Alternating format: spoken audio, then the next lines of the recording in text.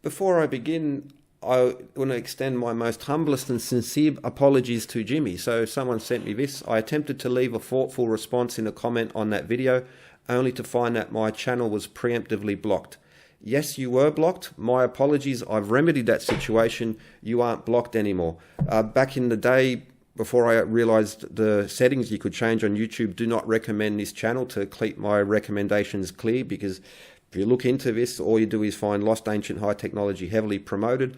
I'm assuming that is maybe on the comments section where there's 3 little lines on the side where you can hit. Maybe I blocked you through there. But yes, you were blocked, and that has been remedied. Please, you can now leave a thoughtful comment response in regards to that. But then he carries on. That aside, I was unaware of that drawing was an actual glyph prior to making this video. Well, you've done thousands, as you claim yourself, thousands and thousands of hours of research into this. Well, okay, but let that aside. Thanks for the information, but it is totally inconsequential in the point of my video. It doesn't show how the block was cut, and it obviously wasn't done with those chisels. Well, let's address that right now and show the examples and refute your example. Let SGD know he should produce a video of a granite block being cut to completion with these methods and record the time that it took. Thanks for watching. Well, thanks, Jimmy. I've got a whole playlist, dozens of videos showing the impossible, as you claim, drilling, polishing, cutting, making the abrasives from beginning, fire setting. I'll put the link in the description. You can find it in my playlist section, experiments with granite and ancient tools, or a similar name. Link will be in the description. But I should produce a video of a block being cut to completion with these methods and record the time that it took. No, I don't need to do that. All I need to do, and what I've done, is already cut and shown the cutting rate that is necessary. With that, we know how long it would take to cut, because in the past, Jimmy, people have used exactly this same technology and were photographed using this technology. So millions and millions and millions and millions and millions of blocks of granite, limestone, the whole gamut of stone have been cut. This was just a traditional way of doing it, but those photos don't give you cutting rates. I've done cutting rates, and that was my first experiment. I do want to expand on that. But if you do want to, please, you can send me the money. The labour will be for free, but you pay for the granite to have it delivered here, and I'll do it. No worries, man. No problem at all. Or even better yet, open invitation to Brian Foster, Uncharted X, DTV, Lost Mystery History Channel, and all of those. How about we don't debate it? How about on a live stream, you cut block on one side, or granite on one side, or drill or polish, and I'll do it on the other, and I'll show you how it's done, and I'll show you how quickly it can be done, and that way people can follow along at home. We'll give them notice. This is the tools you need. This is the materials you need. It's only going to cost a few dollars. Each live stream only needs to be an hour to an hour long to do each of those operations, and we can work out how much it takes to polish, to grind, to cut, to drill, and then it's done. It's settled. You can do it. I can do it. We can all do it together. How about that? Looking forward to your response and to doing a live stream and doing this on live. We'll see you there, Jimmy. You see, what happened is we were shown animations like these as children in school, not realizing that this is nothing more than some theorized drawing created only recently for school textbooks. A bunch of primitive dudes wearing nothing but loincloths, using soft bronze chisels to shape the stones that make up the pyramids of Egypt. But here is the reality of what happened when people actually tested these primitive alleged methods in modern times. After days of work, their copper chisels and stone pounders are barely making a dent. Brown is wearing down tools at an extraordinary rate. The copper chisel the ancient Egyptians would have used lasts only a few dozen strikes. That was a notable Egyptologist testing stone hammers and bronze chisels on limestone in an attempt to recreate the Sphinx's nose. And you heard what they said. After a few days of work, and they barely made a dent, and the chisels themselves, after just a few dozen strikes, were worn out and useless. So clearly not a feasible explanation. And what you didn't see is that later in this documentary, they completely gave up and resorted to using power saws to finish the task. Those clips were from the Riddles of the Sphinx, so I'll put a link in the description where you can watch the full documentary on YouTube. Next, I'm going to show you all of the relevant clips revolving around that, and we'll show it all, and then we'll break it down and compare it to other experiments. Two types of haga. To investigate the challenges faced by the ancient sculptors, archaeologist Richard Redding and Fahi Mohammed, a stonemason who has worked at Giza since he was a boy, team up to carve a mini sphinx. So let's see what we can find here. They search for limestone that's as hard as the layer in the sphinx's head. I think we've got it right here. What you can see is this one's nice and strong. It's like the head. Okay. Hop. Yalla. They find just the right stone in a nearby quarry. It's extremely heavy and hard, maybe too hard. Mr. Richard, my tools will be ruined. Fahi is worried that the hard rock will ruin his tools. This is going to be about limestone and copper tools, but I need to stop and just unpackage this a little bit. So we'll show clips. So this guy has this particular type of tool, and two-handed fashion with, basically putting as much force as he can into it. With limestone and steel, after a few hits, he calls in the professor there and says, "Oh, this limestone is going to ruin my steel tools." This is where the producers and have got involved. It's basically it's almost reality TV, because this experienced sculptor wouldn't do this. This seems completely staged by the producers, or again, it's like reality TV acting, because if you use that type of tool in that type of fashion, of course you're going to destroy the tool. That's not how this particular type of tool should be used, or what it's used for. It's not for taking a rough block and taking off large amounts of stone. It's for finely dressing the stone. And so the point also is that even amongst mainstream, like documentary should be, it's a document. There should be something, legitimate to it. But as is the fashion, I think, from when I was a young lad to what I've seen now, I like my documentaries like I like my comedy, very dry.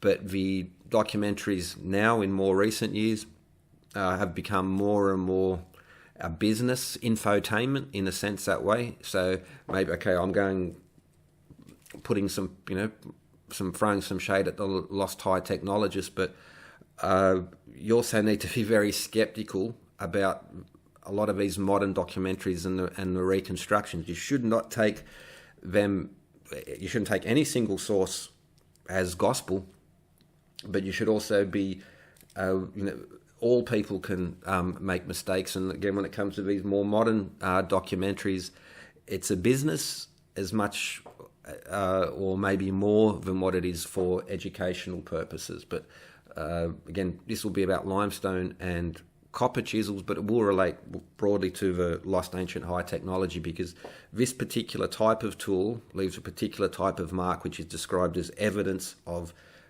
precision ancient machining. Here we see some example of toothed chisels. There's some other names for it. We see a few different examples. So bottom right corner is a display of traditional stonemasonry tools, and in the top right corner I've just enhanced it a bit so you can see the block and that tool there, but these types of tools. So there we see the tool, and there we see the type of tool marks that are created by it. This type of toothed chisel is for fine dress work. It is not for removing mass amounts of stone. Basically, you have a rough stone, and then you start to smooth it down and shape it down, and to get flat surfaces or a curved surface, but nice smooth surfaces. That's the primary version of these. There are toothed chisels which have big teeth, but these fine tooths is for this type of work. The big tooth chisel is good for removing a lot of work, stone quickly. You might have seen the mysterious claw marks, as described by Brian Foster and Lost High Technology in places, well, across the world, Baalbek namely. They come from these broader tools, but this is for fine dress work, this type of tool. Traditional processes, hand carving chisels by Don Duggan. Again, he's describing it. Toothed chisels, row of pointed teeth, acts like a rake to even out the surface irregularities left by the point, or the normal sort of, you have a pointy chisel. During use, the chisel's teeth should all be in contact with the stone to prevent breakage. Wide tooth chisels are for working broad, flat or convex areas. You can pause and read a little bit more, but these are more finishing tools. And that's the type, and you can see the type of marks that they leave. This is from is it St. John's here in Parramatta, here in Sydney. Countless examples, but apparently these are evidence of advanced machining, lost ancient high technology. So if you want to go on a lost ancient high technology tour, let's come over here to Sydney. I'll take for a cup of coffee and lunch, I'll take you on a high technology machine processing tour and show you that obviously Sydney is a remnant of this, high tech, lost high civilization. In reality, this is just standard masonry. There is nothing mysterious all about this.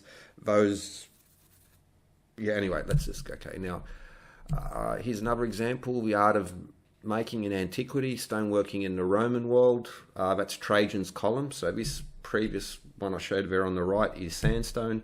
There we see Trajan's column, limestone, and again the same type of tool marks, but these are not as fine. They're not as finely dressed.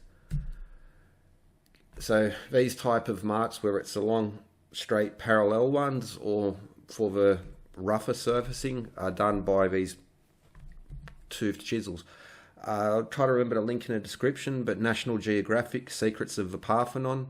Again, the Manos, one of the main researchers there at the Parthenon. This ancient tool, which he describes it as this ancient tool, but it's still being used in traditional, right up until the modern day. Sculptors use it either on a handle, like a sort of hammer mallet form, or as a chisel, banging on it with a mallet, sorry. But an interesting feature as well, he points out, because he went over the whole place, and by studying these tool marks, he was able to identify individual masons, because each person has their unique pattern of working. So that's another feature. It's not just for those who are actually studying it, it's not just how were these marks made, it's, they can find it's a signature if you study these things far enough. So that's the type of tool, and that's what it's used for. That clip that we saw from the Riddles of the Sphinx, where the sculptor is smashing down on a piece of limestone with this toothed steel tool. This is just, again, you don't use the tools these way. They must be used at a certain angle, and it's chip, chip, chip, chip, chip, not bang, bang, bang. Of course you're going to break it. Even if you had science fiction levels of adamantium or something like that, might be able to withstand those forces, but it doesn't, whether it's tungsten or titanium steel super alloy, fine little teeth like that, under any just normal pressures are going to bend and going to break. That's just the nature of metal. Stone is not some mysterious, impregnable material, and neither are metals.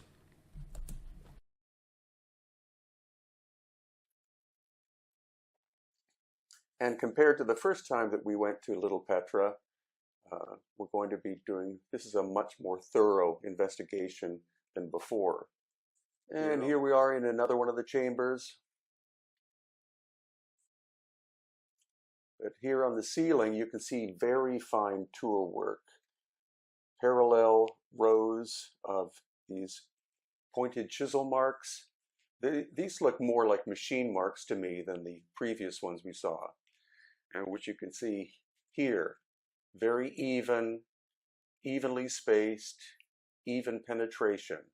So I think an example of lost ancient high technology. And once again, going up the wall, Here are even tool marks at a 45-degree angle. Extremely heavy. And hard. Maybe too hard. Mr. Richard, my tools will be ruined. Fahy is worried that the hard rock will ruin his tools. Casual hello, it's me, Zoidberg, act naturally. My tools made of steel, but the rock bent it. The rock is very hard. Okay. If Fahy is having such a difficult time using modern steel tools, how did the ancient Egyptians carve the Sphinx with more primitive tools? The answer will come half a world away. Hey, Rick. New England in the fall's a far cry from Egypt in the desert. Mark Lehner has come to consult with Rick Brown, a specialist in ancient tools. Based on actual copper tools found at Giza and tomb scenes depicting stonecutters at work, Brown gathers everything an ancient Egyptian would have had to carve the Great Sphinx. Rick and I got together and looked at all the evidence we have from the tomb scenes, from actual tools that we found, and based on all this evidence, Rick has put together the rudiments of the tool. So just a quick pause again. Rick Brown, Hans House Studio. So he's a professor of sculpture and he has a master's in architecture as well. I was looking at this because, I'm going to show you more in a moment. There are maybe some things have been lost in post-production. So again, you have a 1 hour video and they tend to be more on the infotainment side rather than educational, dry in that sense. Because there are some things that you'll see, and I'll explain those and show you examples that I have some really big issues with in regards to the copper tool. Now, he's a trained sculptor. Now, Mike Leckie is a sculptor and he's used as a source by Christopher Dunn. But again, now we're going to be looking at limestone and copper tools. But I just want to point that out now because here maybe something got lost in post-production, but we'll have a look at the tool that he uses, the way that he shapes the tool and the way that he treats the copper tool, and it's by what's available to see in documentary. It is no surprise at all that he had such problems because it's all done wrong. Toolkit that the Sphinx builders would have used. So we have copper chisels, two-handed pounder, and there's the hammer. To really understand the challenge of using these tools for carving, Lehner and Brown begin by making them, starting with the copper chisel. Even a little more right now, just so we can get some good heat. Working long before the invention of harder bronze or iron, the Sphinx sculptors had to make do with softer copper. This is what they would have done in Egypt. They take a blank of copper, we're going to heat it, and we're going to fashion this into a chisel. The pure copper starts out a metal gray. The pure copper starts out a metal gray. The pure copper starts out a metal gray. And as it heats, it turns red. So you want that piece of copper red hot? Yeah, when I get color in the copper. Okay, we're ready. Okay, it looks good. Ooh, we got it red hot. It looks good. Now I'm going to just hand this off to you. The heat softens the copper into a more pliable material that can be pounded into shape. This process is so basic. What they were doing was they were using a hard material to fashion and shape a soft material. But as the soft copper cools, it hardens again. I want to go back in the fire because I can actually break the metal. Okay. So let's go back in the fire. Already these ancient tools reveal there's more to making the Sphinx than just carving. Charcoal was a crucial ingredient of making these monuments at Giza. So that they must have been trucking wood in and feeding these fires all day long, all year round, just to make the tools to make the monument. Now I want to have it flat down this time. The heating pounding cycle is repeated over and over. Are you ready? I'm ready. Let's go. Until the shape is just right. I want it to be straight along the axis like this because if it's already turning a little bit, that means it's not going to last as long. That's right. So just like... They must have amassed more copper for building the Great Pyramid and the Sphinx than just about any place in the world in the 3rd millennium BC. I mean, it just must have been a huge cost in copper. But the copper chisel was the high-tech finishing tool of the Old Kingdom. Carve a nose nearly half the size of the original. We're gonna make this nose starting with tools like this. Was that my idea? Yes. They dive in and quickly discovered that hard stone is much more effective than the soft copper in these early stages. That's the evidence that the pounder, even though it seems primitive, is actually quite effective. But even with reinforcements and after hours of pounding, they barely made a dent. Will Lehner and Brown really be able to carve a nose with these ancient tools?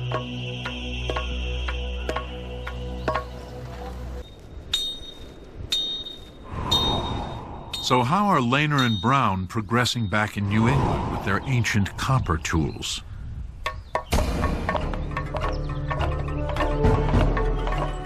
After days of work, their copper chisels and stone pounders are barely making a dent. At this pace, it's unlikely they're going to carve a nose out of this rock anytime soon. Unless Brown and his team resort to taking some shortcuts. Well, I guess you caught us. We worked on the stone for a long time using Egyptian tools, and then decided that we'd move to the modern tools. It's a lot faster. Granted, the power tools are a lot faster than the ancient tools, but surprisingly, the basic carving process hasn't changed much since ancient times. What the Egyptians would do is they would make these channels, these parallel channels. Then you come back with a flat chisel and blast out all that material in between. But while Brown's pneumatic chisel has a carbide tip hammering at 2,000 hits per minute, the copper chisel the ancient Egyptians would have used lasts only a few dozen strikes. You see, after I've only gone about the equivalent of maybe 10 centimeters, my tool's already almost useless. Each time the tool gets dull, we have to come back and reheat. When we reheat, it softens the metal, and then we can reshape it.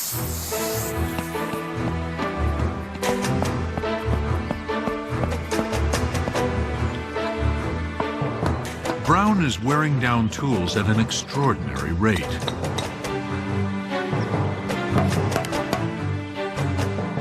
For efficiency, he moves his forge closer to the carving. We brought our forge down here closer to the stone because we're just blowing through the copper chisels so fast, it gives us the opportunity to use them, dull them, sharpen them, and go right back to work, which is probably like they did in Egyptian times. Brown is discovering it's taking a lot of time and a great number of copper tools. And his stone shows little evidence of progress. It's hard to imagine this hunk of rock will ever be a finished nose, even one nearly half the size of what was originally on.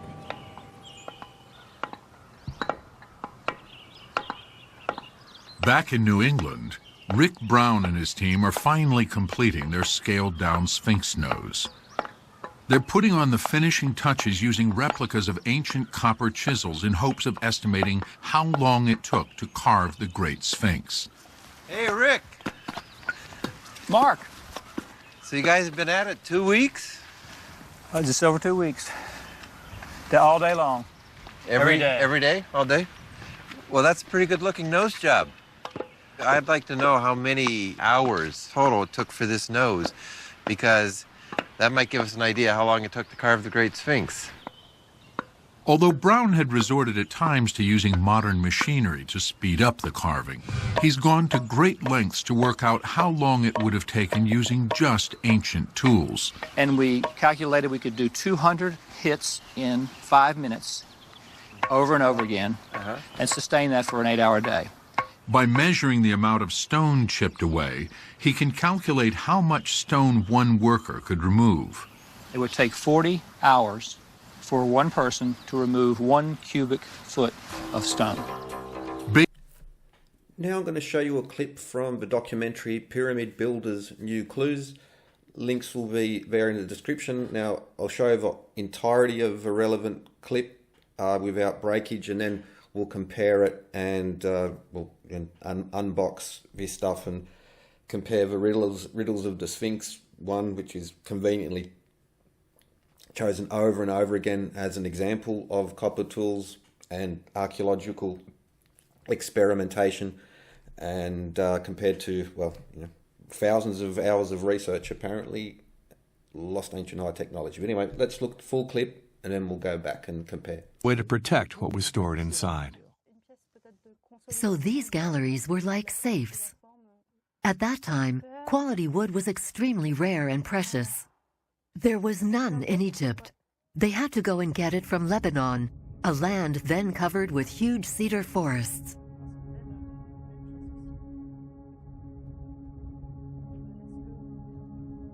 But how were these huge blocks, used to seal the galleries, cut and transported here?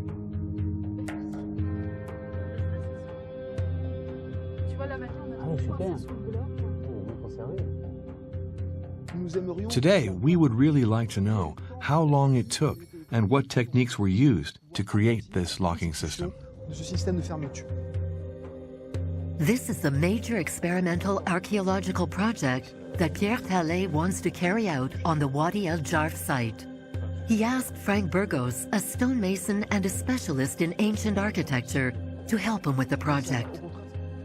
Their experiment's goal is to better interpret all the archaeological data they can see on the site, but also to understand how the Pyramid of Khufu might have been built.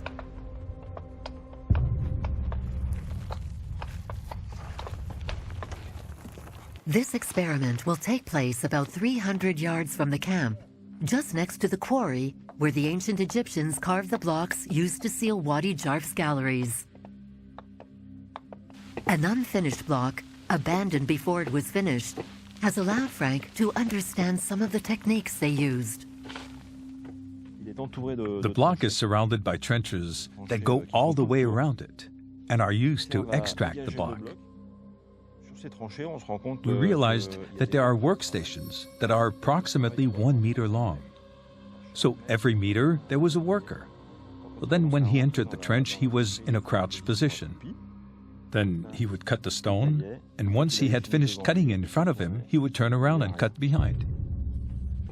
Using this ancient block as a model, Frank and his team of 4 workers will extract a 1.5 cubic meter block with copper tools. Now we're going to do an experiment to time how long it takes to extract the block. Frank starts by drawing the trenches that will define their work area and the size of the block they want to extract. You have to stay at the same angle or you'll damage the chisel. Copper is a soft metal that wears down quickly when cutting stone, so the technique is different working with these tools than working with steel chisels. But with these copper chisels, the work is extremely long and tedious. How did the ancient Egyptians manage to produce more efficient results? Last year, I had the idea to wet the stone because I encountered big problems in my experiment with copper tools. I realized that there was a lot of salt in the stone. Because salt is soluble, I had the idea of wetting the stone to see if it would soften it up. We made 5 times more progress when we wet the stone. We realized that the stone is really crumbly. You can crumble it with your fingers. It is less solid than it was before. So far, no one has carried out this type of archaeological experiment using water. And this technique is not mentioned in any ancient documents or bas-reliefs. If his intuition is right, it's a real discovery.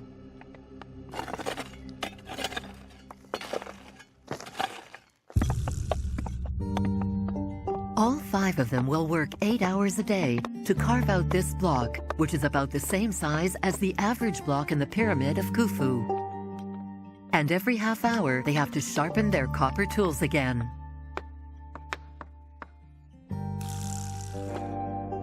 This archaeological experiment, using copper tools and not steel tools, has never been done properly before. The result of this test will reveal a lot about the ancient techniques used during Khufu's time.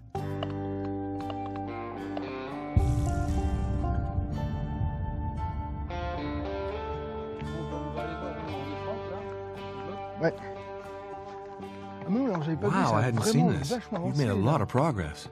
With 1 quart of water, you can remove about 3 inches from an area that's 20 inches squared. If we hadn't wet the stone, we'd still be at 4 inches from the surface all around. That's a huge discovery.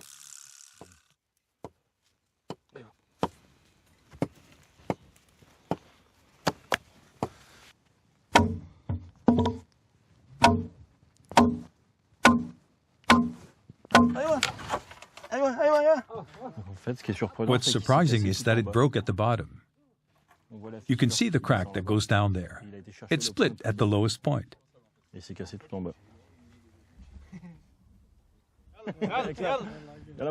Bravo!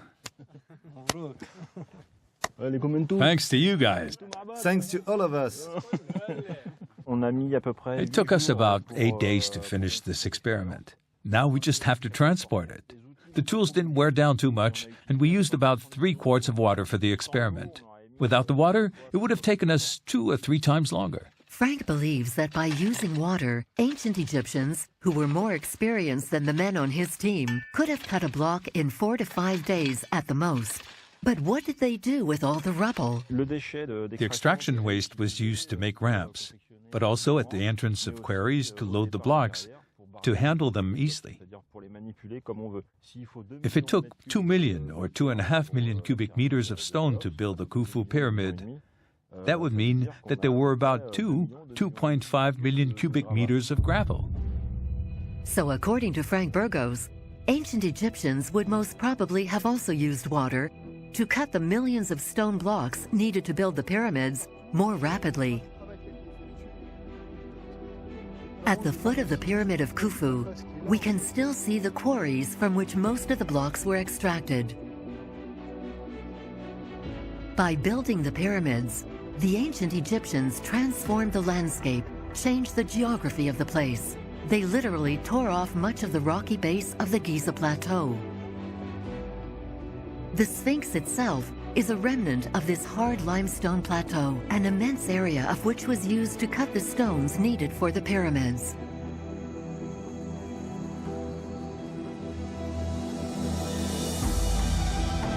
You see, what happened is we were shown animations like these as children in school, not realizing that this is nothing more than some theorized drawing created only recently for school textbooks. A bunch of primitive dudes wearing nothing but loincloths, using soft bronze chisels to shape the stones that make up the pyramids of Egypt. But here's the reality of what happened when people actually tested these primitive alleged methods in modern times. After days of work, their copper chisels and stone pounders are barely making a dent. Brown is wearing down tools at an extraordinary rate. The copper chisel the ancient Egyptians would have used lasts only a few dozen strikes. That was a notable Egyptologist testing stone hammers and bronze chisels on limestone in an attempt to recreate the Sphinx's nose. And you heard what they said. After a few days of work, and they barely made a dent, and the chisels themselves, after just a few dozen strikes, were worn out and useless. Okay, so let's examine and compare these. Frank starts by drawing the trenches that will define their work area and the size of the block they want to extract. You have to stay at the same angle or you'll damage the chisel. Copper is a soft metal that wears down quickly when cutting stone, so the technique is different working with these tools than working with steel chisels.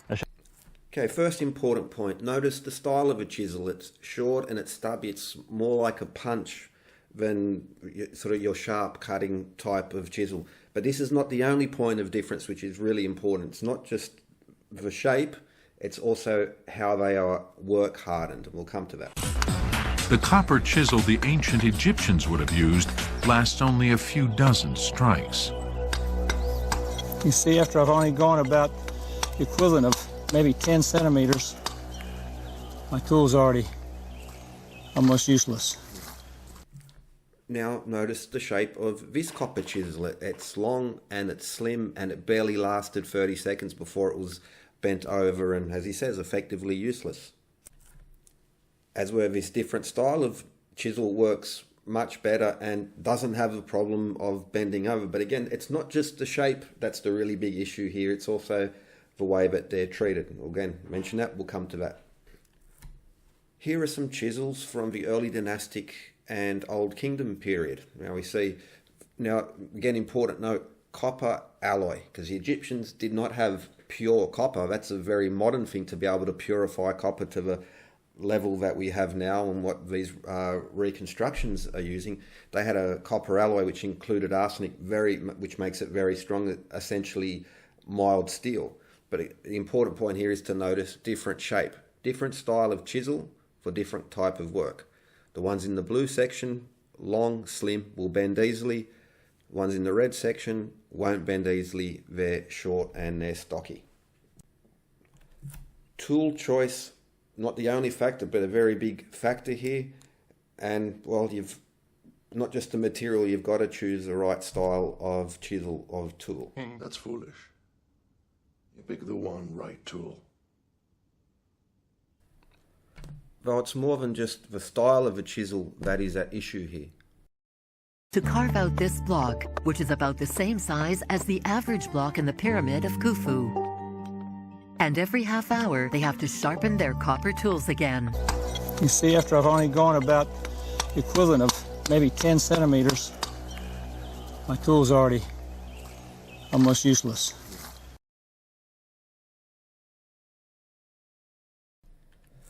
Look, there's a very obvious, clear reason why these copper tools are bending.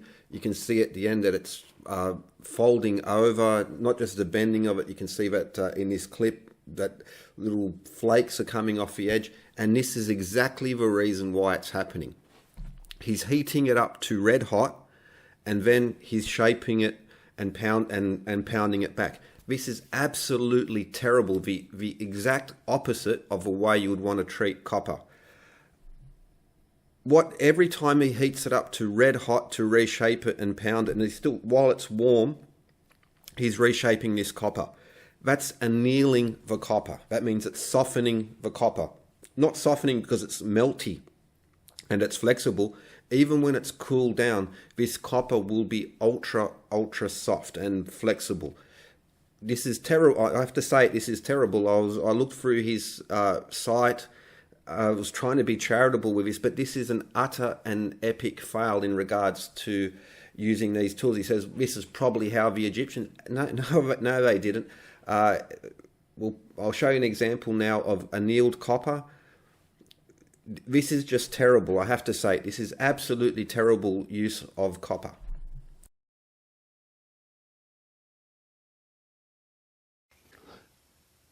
When you're working with copper, if you hammer it, form it, bend it, twist it, any movement of the copper changes the internal structure.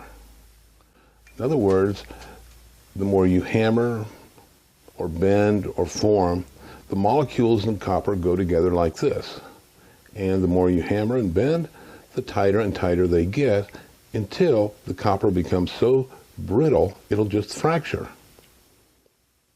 So in order to not have that fracturing, we anneal the copper.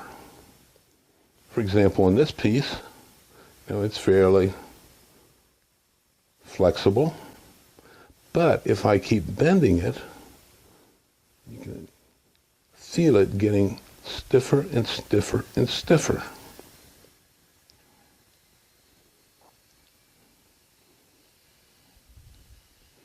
But if I anneal it, and by annealing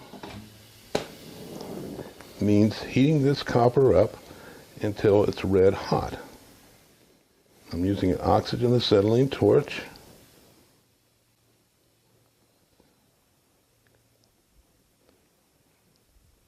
Keep moving my torch around so I don't stay in one spot too long, or I might burn a hole in this. Now that it's all red hot, I'll let it cool.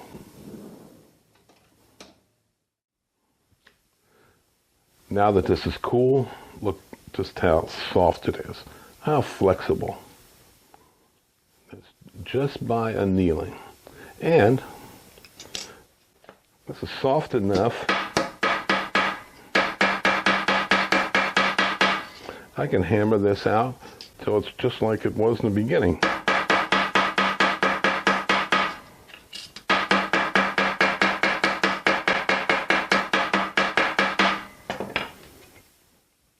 But even that, those mallet strokes there stiffened it up considerably. But you can heat this up until it's red hot and it'll go back to being soft. It's the beauty of annealing.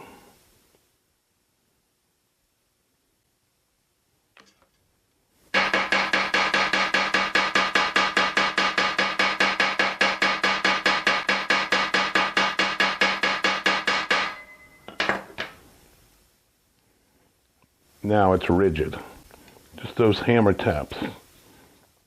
But I could anneal this again and it'll go back to being soft.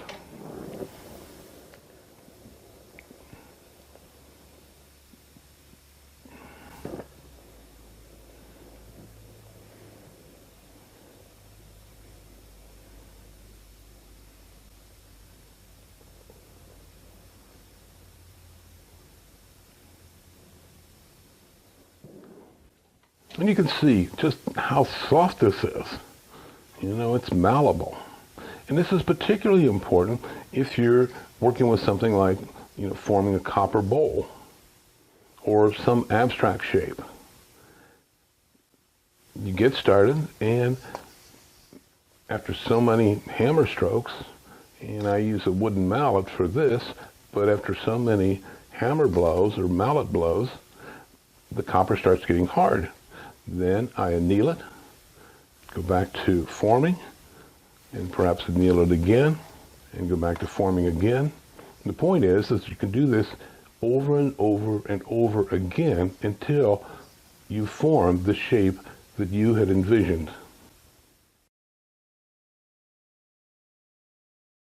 No, God! No, God, please, no! No! No! No! I always thought that copper was a very soft metal. How can you cut stone with copper? Now the secret with this is that it is hammered cold, not like a modern steel chisel, and that hardens the edge if it's left to cool naturally. And every half hour, they have to sharpen their copper tools again. So here with this other example, they only need to maintain their tools every half an hour, and that's just sharpen the edge. The tool isn't bent and completely destroyed and needs to be reshaped. While the copper is cold, they beat on it. They're cold beating the copper or work hardening copper. You take a piece of annealed copper, it's exactly the same. You work harden it just by bending it or hammering it or putting it under stress essentially, and it turns that annealed or flexible, softness as in malleable or flexible, and it turns it into a much harder material. Exactly the same material, it's just been worked. So hammered, bent, you work copper and makes it much, much harder. The exact same piece of copper can be either very flexible, malleable, or it can be quite rigid and inflexible or hard, and it depends on the way you treat it. You don't need to add things to it. It works differently from tempering steel. It's basically the opposite. In this demonstration, we're going to look at plastic deformation of a polycrystalline FCC metal, in this case copper. And in particular, we're going to focus on work hardening. So in this very simple experiment, basically I'm just going to take a copper bar and bend it. So this bar has been annealed, which has caused it to recrystallize, so it's got a low dislocation density. So I'm going to take the bar and I'm going to bend it. And you can see that despite me not being terribly strong, this is quite easy for me to do. But if I try and bend it back again, you can see that it's much more difficult. So to show you just how much more difficult it is, I've got a volunteer, someone who's much stronger than me, and he's going to come and give it a go.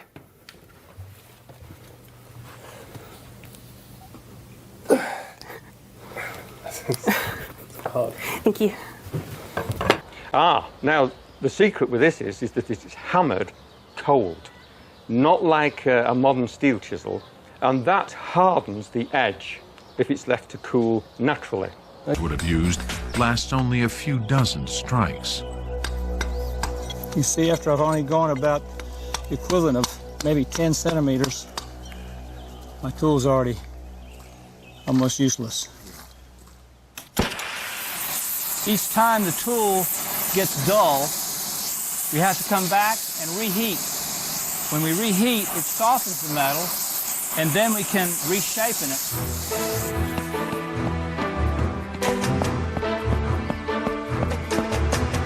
No, God! No, God, please, no! No! No! No! But with these copper chisels, the work is extremely long and tedious. How did the ancient Egyptians manage to produce more efficient results? Last year, I had the idea to wet the stone because I encountered big problems in my experiment with copper tools. I realized that there was a lot of salt in the stone. Because salt is soluble, I had the idea of wetting the stone to see if it would soften it up. We made 5 times more progress when we wet the stone. We realized that the stone is really crumbly. You can crumble it with your fingers. It is less solid than it was before. So far, no one has carried out this type of archaeological experiment using water. And this technique is not mentioned in any ancient documents or bas-reliefs. If his intuition is right, it's a real discovery.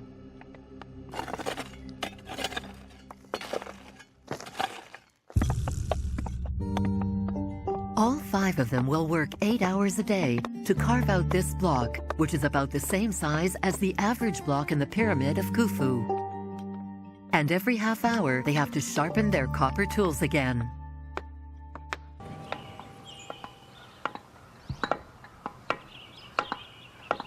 Back in New England, Rick Brown and his team are finally completing their scaled-down Sphinx nose.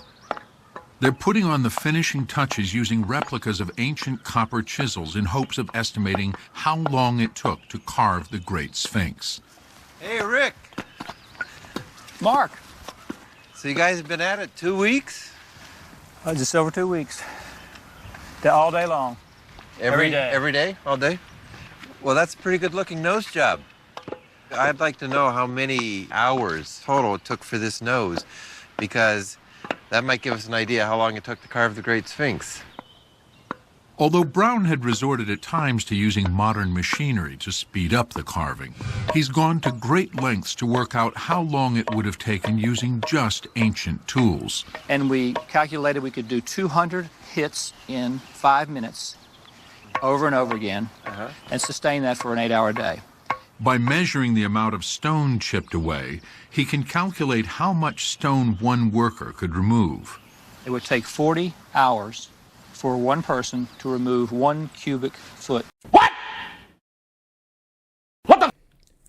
So here in the Pyramid Builders New Clues documentaries, where this stonemason went with a copper tool and properly shaped one, they were able to move considerable amount of material, a huge amount more than what they were in the Riddles of the Sphinx documentary. Now, also because they were experimenting, they noticed by using water, you could again increase the rate dramatically.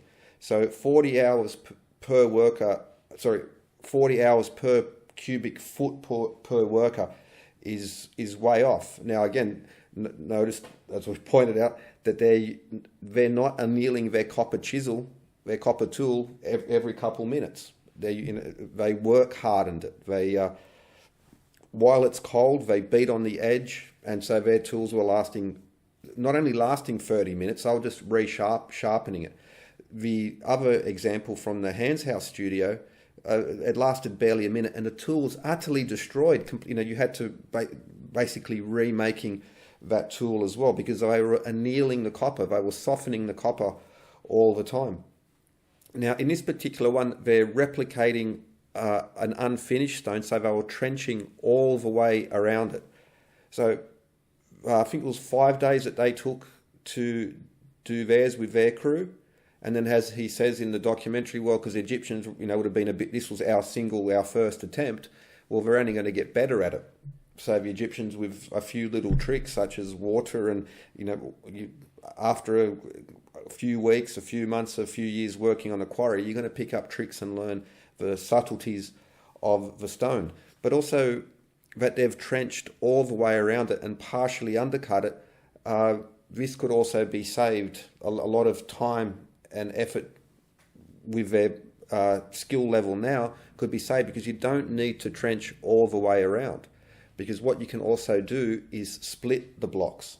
So once you create like a long block, a long single trench on one side, then you can start breaking off pieces and splitting them. Now, they show an example of that, and they were surprised, again, because they're modern stonemasons and workers trying to replicate ancient techniques. So they had to relearn all their skills. And so, for instance, they use wood and wedges to wedge out and break the stone. And what they found is that along the bottom edge, rather than that, the stone got split there. And now, for instance, you can see there now, just like with feather and wedge to break up pieces of granite, you can use feather and wedge, or just a wedge. You cut a trench, or actually a groove, put the wedges in there and smash it in, and whether it's sandstone or limestone, you can split large blocks off very quickly using that method. You don't need to cut that broad, wide trench all the way around. You just need to basically get two sides open, because the top is already open. That's the skies above. So you've already got 3 of your sides open, and then just as you can see here, it splits along the side. Very commendable experiment. Again, this was their first. Now, why isn't there more experiments? Well, are you going to pay 10 guys months and months' wages to go out there and do it? You only need to show the cutting rate, and then we can do the improvement. So again, here we can see where it was split. Now, let's look at an example of splitting limestone. This was an English guy filmed this in a limestone quarry in India, where a long time experienced quarryman who's working with hand tools doesn't have the luxury of more modern tools that would be that dominate, especially in the West and in the industrialized world. So let's look at what a traditional quarryman can do and how quickly.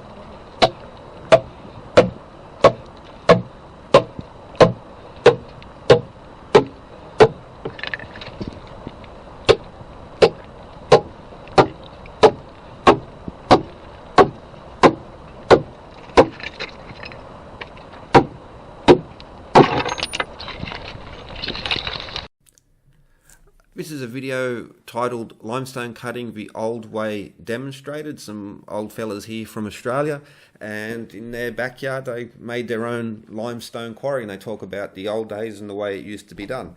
Now, we mentioned copper. Must point out, Egyptians did not have pure copper. Those copper chisels you saw in reconstructions were pure modern copper. Now, even pure copper can be work hardened. There's a big difference between annealed and work hardened copper. However, the Egyptians did not have pure copper. That's a modern technology. They had impure copper, which was naturally high in arsenic, but the artifacts which have been found, I've done videos on this showing all the studies and the chemical analyses of these old kingdom tools and copper artifacts have such a high level of arsenic that it was added.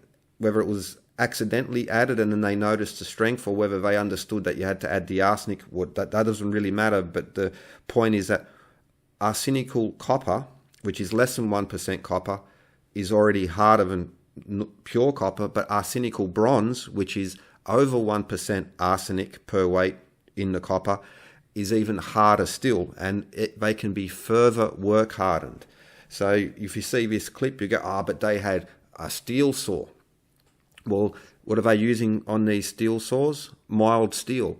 What is the Vickers hardness of arsenical bronze, which has been work hardened? It's equivalent to mild steel. The ancient Egyptian copper saws, whether it was for wood or for such as examples is using on stone, and they had toothed chisels, by the way. They also have flat line chisels, but using arsenical bronze, as in ancient Egyptian tools and artifacts, as a way to cut limestone. And with a simple tool, but again, I've seen we've lost. How did they make this precision cut straight edge? They put down a piece of wood and use it as a guide. This is not rocket science, and just that this is a question at the lost ancient high tech. Well, how did they get such a straight line? You use a guide, you use a piece of wood. What did the ancient Egyptians have? Plumb lines, string lines.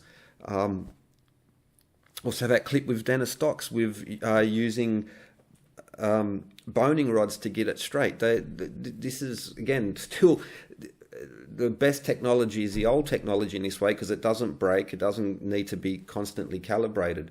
And so this, now for instance, cutting the face stones and this would be a possibility for there, but again, that's not necessary, because just with your more traditional way, and then using boning rods and flint grinders, just normal polishing techniques, some sand abrasive on there.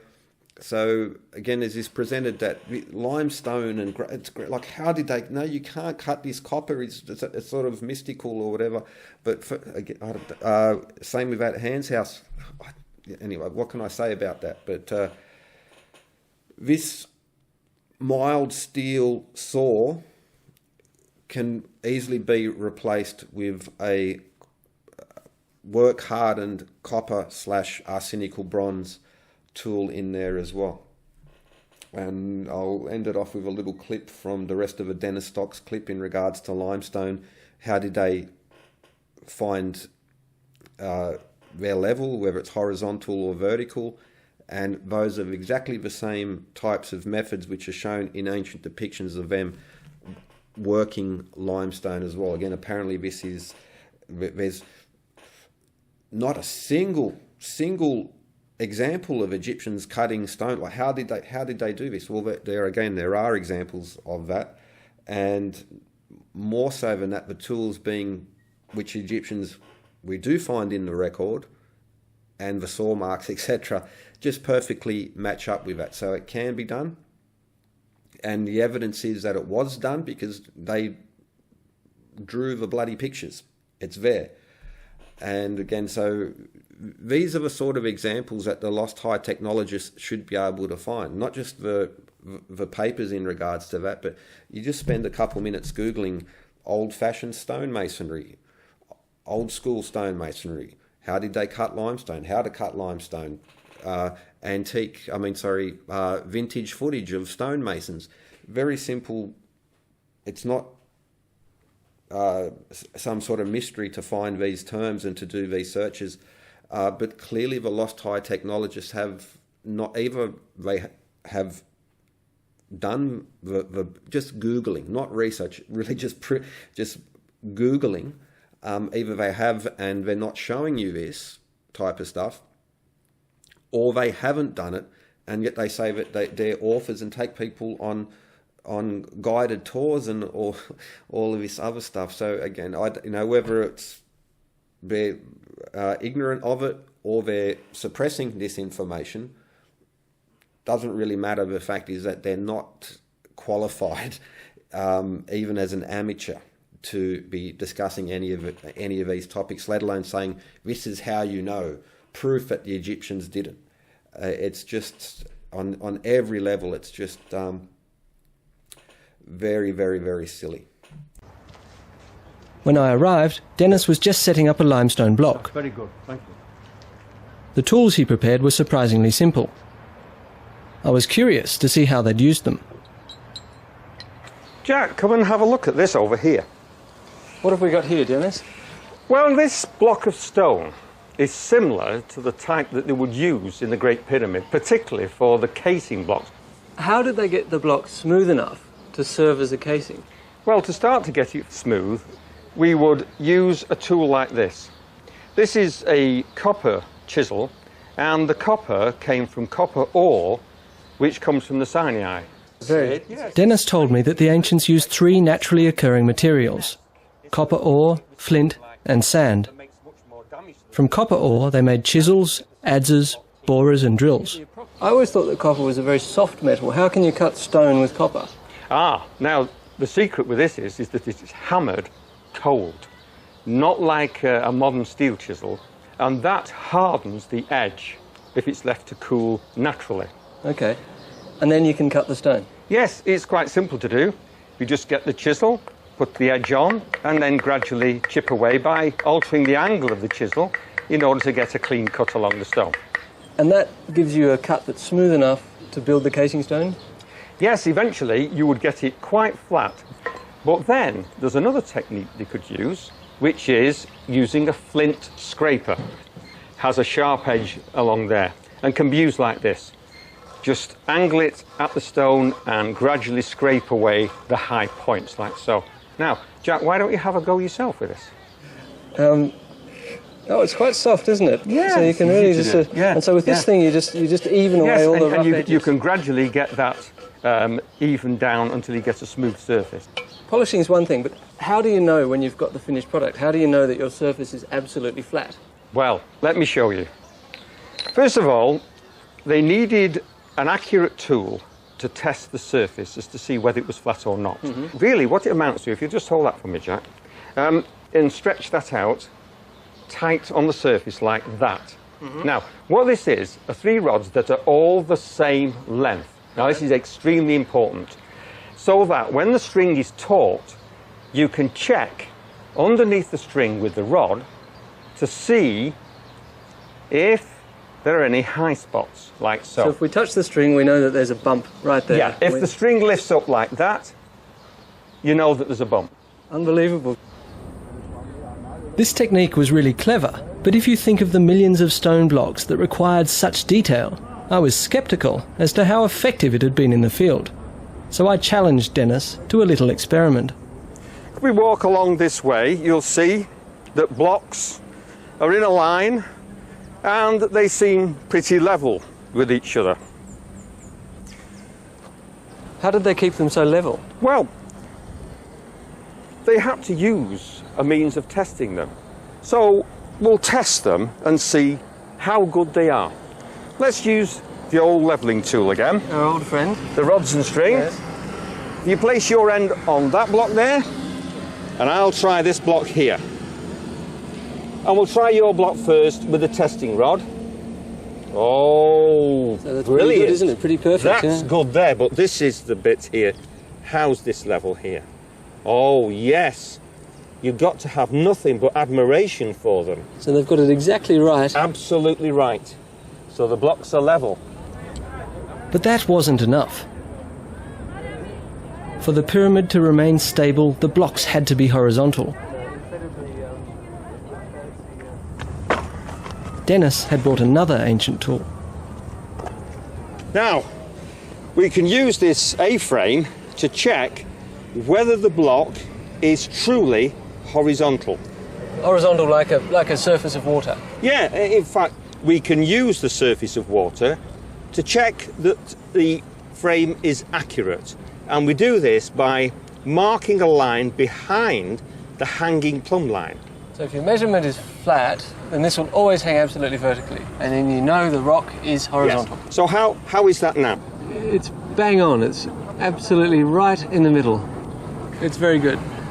Very good. But that's one thing. I mean, if you know the block is horizontal, that's fine. But surely you also need to know whether the sides are vertical. Yeah, that's right, Jack. But they had another tool for this purpose. And there was only one place to test it. Now, this is one of the casing blocks that once covered the entire pyramid. That's right, Jack. Because this casing block has to fit to its neighbour, the vertical face has to be truly vertical, and they could test it with this particular tool, which is called an F-frame. And by the way, this is the only place on the plateau that we can test whether a casing block surface is truly vertical. This is a simple tool.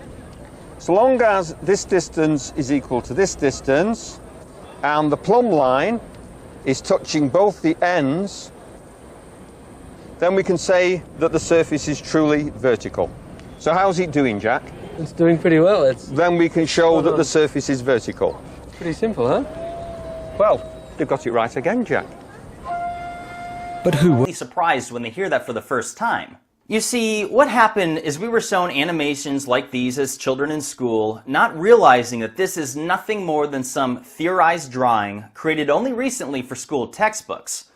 A bunch of primitive dudes wearing nothing but loincloths, using soft bronze chisels to shape the stones that make up the pyramids of Egypt.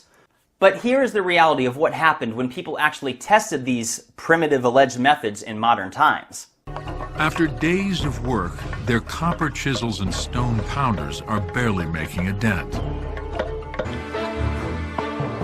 Brown is wearing down tools at an extraordinary rate.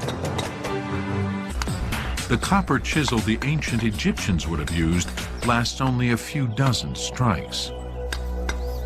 That was a notable Egyptologist testing stone hammers and bronze chisels on limestone in an attempt to recreate the Sphinx's nose. And you heard what they said.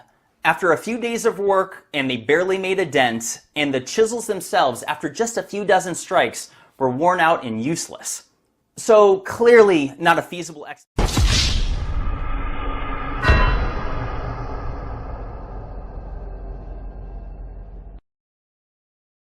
when we learned about the Egyptians as kids. But when you revisit this amazing topic as an adult with more life experience and the ability to use discernment, you can see just how real the mystery is. Yet despite all the details I shared in this video, many will still adamantly defend these debunked narratives. But you have to keep in mind that many of these people that propose these alleged methods have never actually been to Egypt themselves, and nor have they physically tried to cut a stone block with these primitive methods either.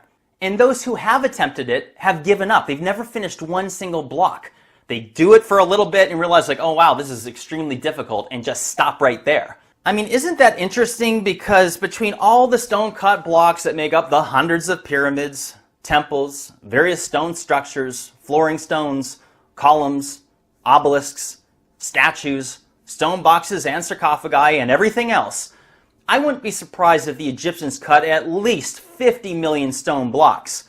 Maybe even closer to 100 million, perhaps. I mean, who knows? Yet you will not find one single example in modern times of a fully cut stone block that was done with these primitive methods. Okay, so I posted a video a few weeks prior to this. I'll put the link in the description. Old school stonemasonry. So he says, well, there's 100 millions of blocks there could be, but the overwhelming vast majority of them are sandstone and limestone. So, but let's look at some old stonemasonry pictures. This is a granite quarry. So how many millions of blocks was in the 1700s, the 1800s, the 1900s, without using advanced modern machinery processes? And that well, it's too slow to cut. They only get us. I'm going to do granite next. So I'm showing these are. I'm focused on granite pictures here, because limestone and sandstone is no issue at all. But so it takes too long. So whether it's limestone and granite, will cover that. But now let's look. This is a way that people used to work, going back to Egyptian times. It takes time. It takes patience.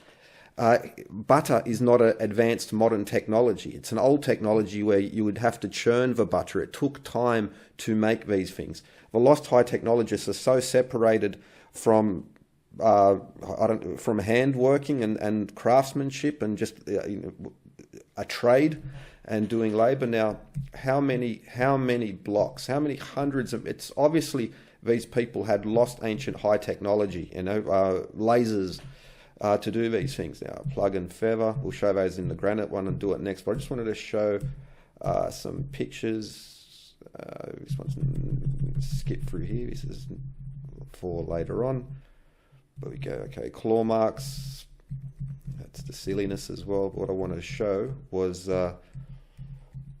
lifting and moving but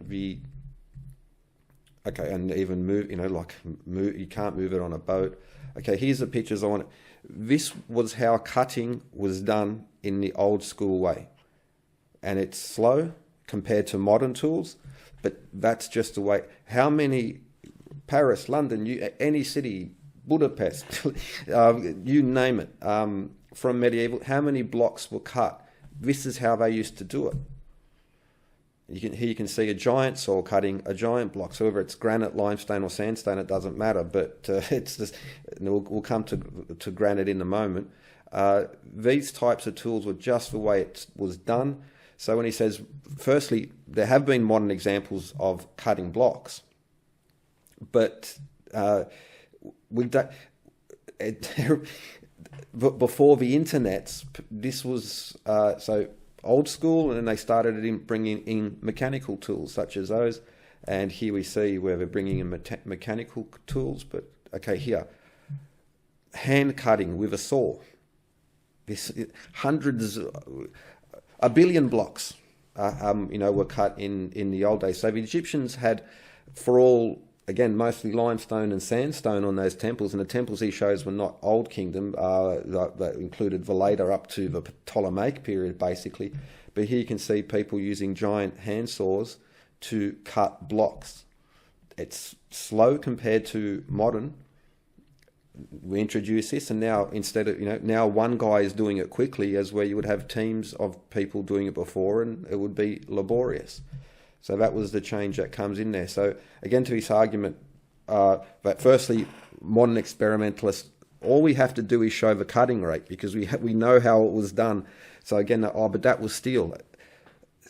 Paper does not cut the stone, the sand cuts the stone. Copper does not cut the stone, the sand, the abrasive cuts the stone. And even with things such as granite, diamond-coated, diamond-embedded modern tools, it's the diamond or the carbide that's grinding, doing the abrasive, doing the cutting, not the steel. Whether it's paper, wood, copper, or steel, that's just the medium to attach the abrasive to there. With softer stones, limestone, sandstone, there you can get a timber saw and cut those as well. And that's mild steel, and the equivalent of ancient Egyptian copper, arsenical bronze, is Vickers hardness. Don't forget, most scale applies to abrasives, so cutting with sand. Vickers hardness would be more applicable to these types of things. So again, steel would be superior. You'd pick steel if you needed to, but you don't need it because copper's going to work fine as well. So again, he's going to how many? The modern have no one's cut a stone. Yes, they have. And how many blocks were cut? Well, just look back in the days, Jimmy.